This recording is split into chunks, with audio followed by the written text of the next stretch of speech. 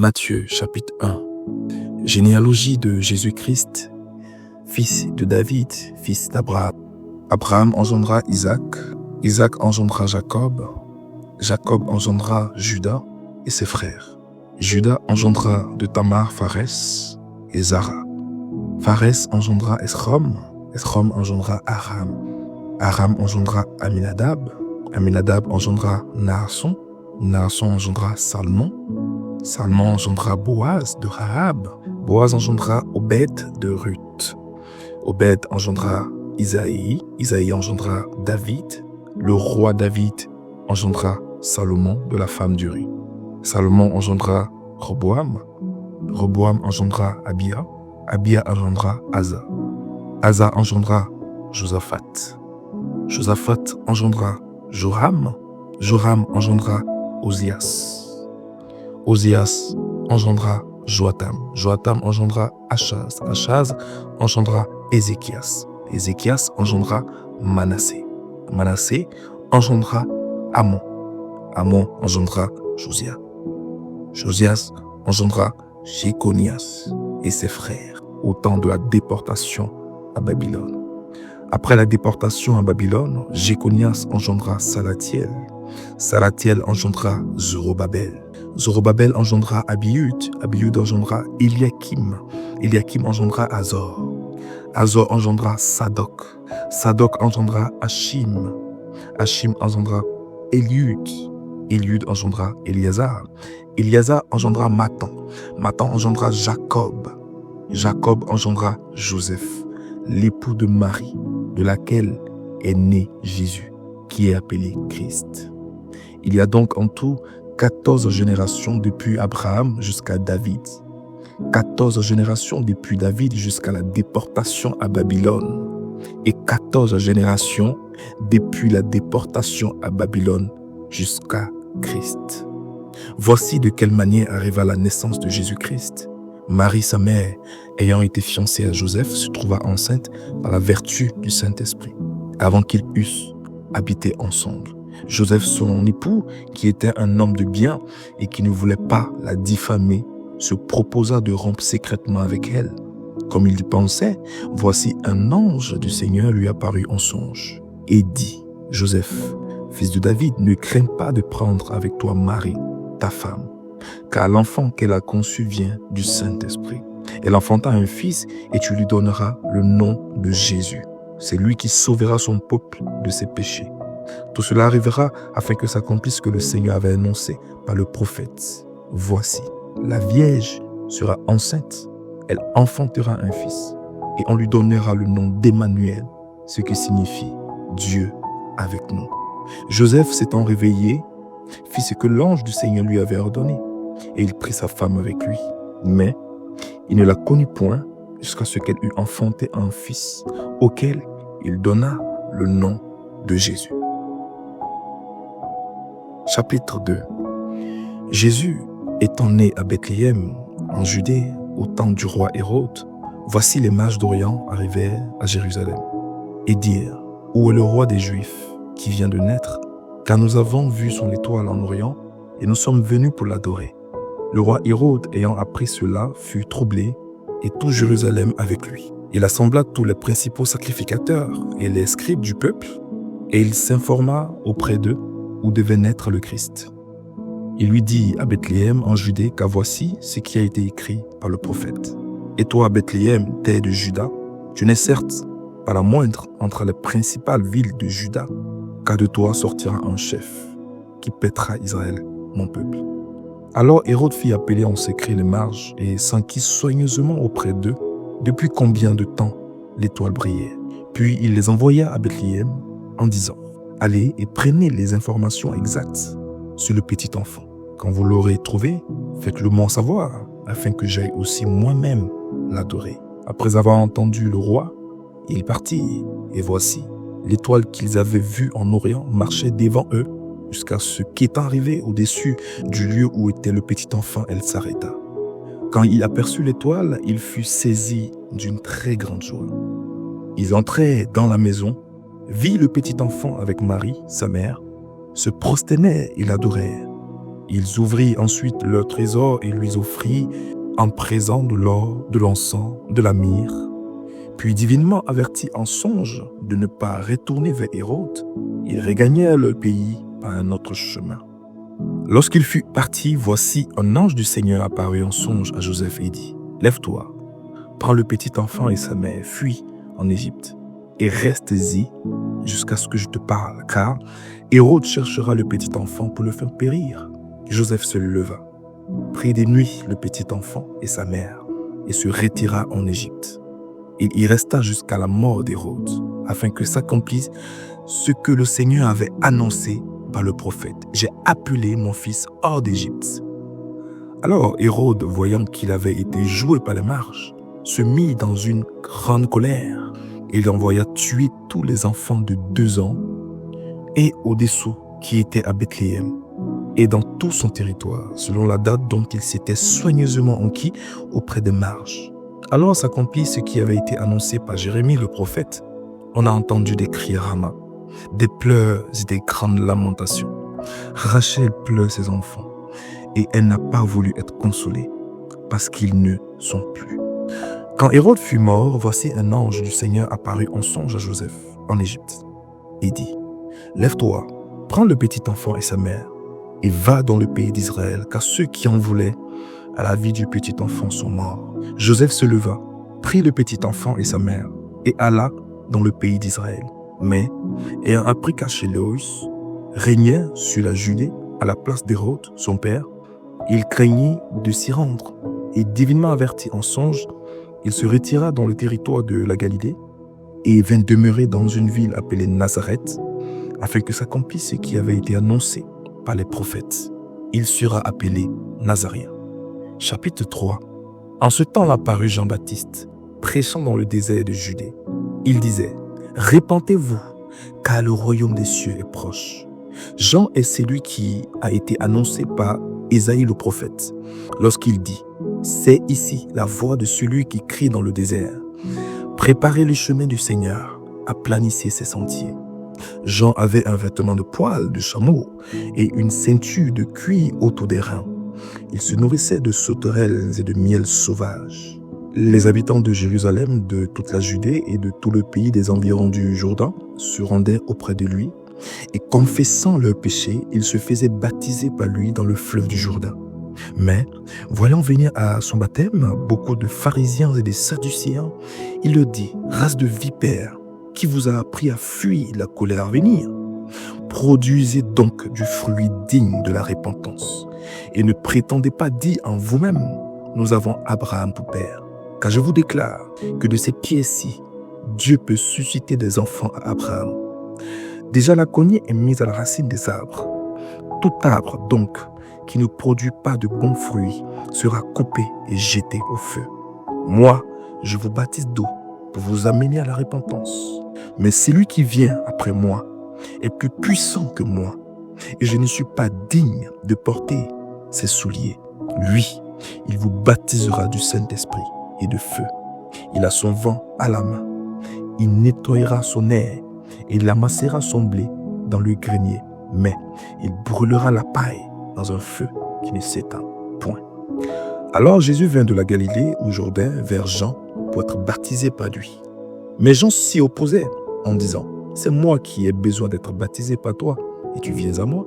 Jésus lui répondit, « Laisse faire maintenant, car il est convenable que nous accomplissions ainsi tout ce qui est juste. » Et Jean ne lui résista plus. Dès que Jésus eut été baptisé, il sortit de l'eau. Et voici, les cieux s'ouvrirent. Et il vit l'Esprit de Dieu descendre comme une colombe et venir sur lui. Et voici, une voix fit entendre des cieux ces paroles. « Celui-ci est mon fils bien-aimé, en qui j'ai mis toute mon affection. » Alors Jésus fut emmené par l'Esprit dans le désert pour être tenté par le diable. Après avoir jeûné 40 jours et 40 nuits, il eut faim. Le tentateur s'étant approché, lui dit, « Si tu es le Fils de Dieu, ordonne que ces pierres deviennent des pains. » Jésus répondit, « Il est écrit, l'homme ne vivra pas de pain seulement, mais de toute parole qui sort de la bouche de Dieu. » Le diable le transporta dans la ville sainte, le plaça sur le haut du temple et lui dit, « Si tu es le Fils de Dieu, jette-toi en bas, car il est écrit, il donnera des ordres à ses anges à ton sujet, et ils te porteront sur les mains, de peur que ton pied ne heurte contre une pierre. Jésus lui dit, il est aussi écrit, tu ne tenteras point le Seigneur ton Dieu. Le diable le transporta encore sur une montagne très élevée, lui montra tous les royaumes du monde et leur gloire, et lui dit, je te donnerai toutes ces choses, si tu te prosternes et m'adores. Jésus lui dit, retire-toi, Satan, car il est écrit, tu adoreras le Seigneur ton Dieu, et tu le serviras lui seul. Alors le diable le laissa, et voici, des anges vinrent auprès de Jésus et le servaient. Jésus, ayant appris que Jean avait été livré, se retira dans la Galilée. Il quitta Nazareth et vint demeurer à Capernaum, situé près de la mer, dans le territoire de Zabulon et de Nephtali, afin que s'accomplisse ce qui avait été annoncé par Ésaïe le prophète. Le peuple de Zabulon et de Nephtali, de la contrée voisine de la mer, du pays au-delà du Jourdain et de la Galilée des Gentilles, ce peuple assis dans les ténèbres a vu une grande lumière. Et sur ceux qui étaient assis dans la région de l'homme de la mort, la lumière s'est levée. Dès ce moment, Jésus commença à prêcher et à dire, « Répentez-vous, car le royaume des cieux est proche. » Comme il marchait le long de la mer de Galilée, il vit deux frères, Simon appelé Pierre et André son frère. Ils jetaient un filet dans la mer car ils étaient pêcheurs. Il leur dit, « Suivez-moi, et je vous ferai pêcheurs d'hommes. » Aussitôt, il laissait les filets et le suivit. De là, étant allé plus loin, il vit deux autres frères, Jacques, fils de Zébédée, et Jean, son frère, qui étaient dans une barque avec Zébédée, leur père, et qui préparaient leur filet. Il les appela, et aussitôt, ils laissaient la barque et leur père et le suivirent. Jésus parcourait toute la Galilée, enseignant dans les synagogues, prêchant la bonne nouvelle du royaume et guérissant toute maladie et toute infirmité parmi le peuple. Sa renommée se répandit dans toute la Syrie et on lui amena tous ceux qui souffraient de maladies et de douleurs de divers genres, des démoniaques, des lunatiques, des paralytiques, et il les guérissait. Une grande foule le suivit de la Galilée, de la Décapole, de Jérusalem, de la Judée et d'au-delà du Jourdain. Chapitre 5. Voyant la foule, Jésus monta sur la montagne, et après qu'il se fut assis, ses disciples s'approchèrent de lui. Puis, ayant ouvert la bouche, il les enseigna et dit, « Heureux les pauvres en esprit, car le royaume des cieux est à eux. Heureux les affligés, car ils seront consolés. Heureux les débonnaires, car ils hériteront la terre. Heureux ceux qui ont faim et soif de la justice, car ils seront rassasiés. Heureux les miséricordes de Dieu, car ils obtiendront miséricorde. Heureux ceux qui ont le cœur pur, car ils verront Dieu. Heureux ceux qui procurent la paix, car ils seront appelés fils de Dieu. Heureux ceux qui sont persécutés pour la justice, car le royaume des cieux est à eux.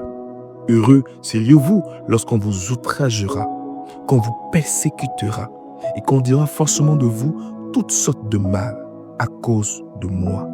Réjouissez-vous et soyez dans l'allégresse, parce que votre récompense sera grande dans les cieux. Car c'est ainsi qu'on a persécuté les prophètes qui ont été avant vous. Vous êtes le sel de la terre, mais si le sel perd sa saveur, avec quoi la lui rendra-t-on? Il ne sait plus qu'à être jeté dehors et foulé aux pieds par les hommes. Vous êtes la lumière du monde. Une ville située sur une montagne ne peut être cachée. Et on n'allume pas une lampe pour la mettre sous le boisseau, mais on la met sur le chandelier et elle éclaire tous ceux qui sont dans la maison. Que votre lumière luise ainsi devant les hommes, afin qu'ils voient vos bonnes œuvres et qu'ils glorifient votre Père qui est dans les cieux. Ne croyez pas que je sois venu pour abolir la loi ou les prophètes. Je suis venu non pour abolir, mais pour accomplir. Car, je vous le dis en vérité, tant que le ciel et la terre ne passeront point, il ne disparaîtra pas de la loi un seul iota ou un seul trait de lettre jusqu'à ce que tout soit arrivé. Celui donc qui supprimera l'un de ses plus petits commandements et qui enseignera aux hommes à faire de même sera appelé le plus petit dans le royaume des cieux. Mais celui qui les observera et qui enseignera à les observer, celui-là sera appelé grand dans le royaume des cieux. Car, je vous le dis, si votre justice ne surpasse celle des scribes et des pharisiens, vous n'entrerez point dans le royaume des cieux. Vous avez entendu qu'il a été dit aux anciens, tu ne tueras point, mais celui qui tuera mérite d'être puni par les juges. Mais moi, je vous dis, que quiconque se met en colère contre son frère mérite d'être puni par les juges, que celui qui dira à son frère Raka mérite d'être puni par le Sanhédrin, et que celui qui lui dira insensé mérite d'être puni par le feu de la géhenne. Si donc tu présentes ton offrande à l'autel et que là tu te souviens que ton frère a quelque chose contre toi, laisse là ton offrande devant l'autel et va d'abord te réconcilier avec ton frère, puis viens présenter ton offrande. Accorde-toi promptement avec ton adversaire pendant que tu es en chemin avec lui, de peur qu'il ne te livre au juge, que le juge ne te livre à l'officier de justice et que tu ne sois mis en prison. Je te le dis en vérité, tu ne sortiras pas de là que tu n'aies payé le dernier cadran. Vous avez appris qu'il a été dit, tu ne commettras point d'adultère. Mais moi, je vous dis que quiconque regarde une femme pour la convoiter a déjà commis un adultère avec elle dans son cœur. Si ton œil droit est pour toi une occasion de chute, arrache-le et jette-le loin de toi, car il est avantageux pour toi qu'un seul de tes membres périsse et que tout ton corps entier ne soit pas jeté dans la géhenne. Et si ta main droite est pour toi une occasion de chute, coupe-la et jette-la loin de toi, car il est avantageux pour toi qu'un seul de tes membres périsse et que tout ton corps entier n'aille pas dans la géhenne. Il a été dit que celui qui répudie sa femme lui donne une lettre de divorce. Mais moi, je vous dis que celui qui répudie sa femme, sauf pour cause d'infidélité, l'expose à devenir adultère, et que celui qui épouse une femme répudiée commet un adultère.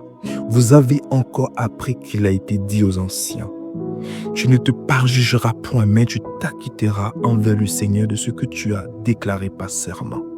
Mais moi, je vous dis de ne jurer aucunement, ni par le ciel, parce que c'est le trône de Dieu, ni par la terre, parce que c'est son marchepied, ni par Jérusalem, parce que c'est la ville du grand roi. Ne jure pas non plus par ta tête, car tu ne peux rendre blanc ou noir un seul cheveu. Que votre parole soit oui, oui, non, non. Ce qu'on y ajoute vient du malin. Vous avez appris qu'il a été dit œil pour œil et dent pour dent. Mais moi, je vous dis de ne pas résister aux méchants. Si quelqu'un te frappe sur la joue droite, présente-lui aussi l'autre. Si quelqu'un veut plaider contre toi et prendre ta tunique, laisse-lui encore ton manteau. Si quelqu'un te force à faire 1000, fais-en 2 avec lui. Donne à celui qui te demande et ne te détourne pas de celui qui veut emprunter de toi. Vous avez appris qu'il a été dit, tu aimeras ton prochain et tu haïras ton ennemi. Mais moi, je vous dis, aimez vos ennemis, bénissez ceux qui vous maudissent, faites du bien à ceux qui vous haïssent et priez pour ceux qui vous maltraitent et qui vous persécutent, afin que vous soyez fils de votre Père qui est dans les cieux. Car il fait lever son soleil sur les méchants et sur les bons. Il fait pleuvoir sur les justes et sur les injustes. Si vous aimez ceux qui vous aiment, quelle récompense méritez-vous? Les publicains aussi, n'agissent-ils pas de même?